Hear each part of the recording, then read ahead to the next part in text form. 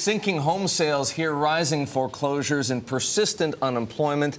They're all putting pressure on the housing market. In about 30 minutes' time, we will see new data on mortgage applications.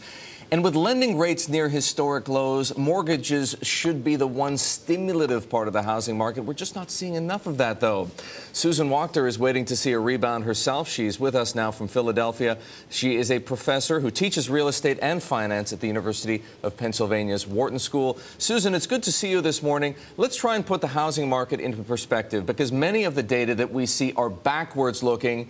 And yes, mortgage applications are backwards looking as well, but only to last week. And they should tell us a bit about the demand that exists for new loans. Lately, we just haven't been seeing enough, even with rates so low.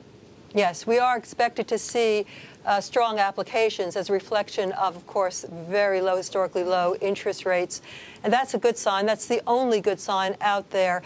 But much of that's going to be in the refi market as opposed to the purchase market, which is, of course, what we need to get the housing starts up from the bottom where they are now. Well, you raise a very good point, which is home sales are divided into existing homes, right? Home resales, effectively, and sales of new homes. We have heard from many people, including Warren Buffett just yesterday, that the economy needs to see new housing starts, and quite a lot of them, before we can talk about a sustained turnaround.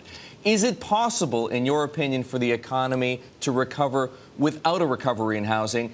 It's a question worth asking because there are so many homes in foreclosure. There is such a massive unsold inventory. You really wonder whether America needs to be building any new homes at all.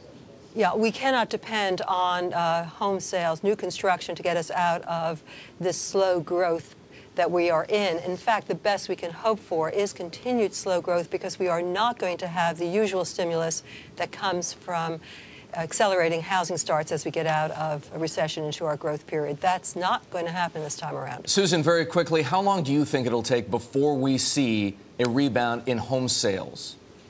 Home sales and home construction, we're waiting for 2 years at least for home construction to get back to normal. We're at 400,000 construction, which is at a bottom historically, lower than we've seen since 1970 records.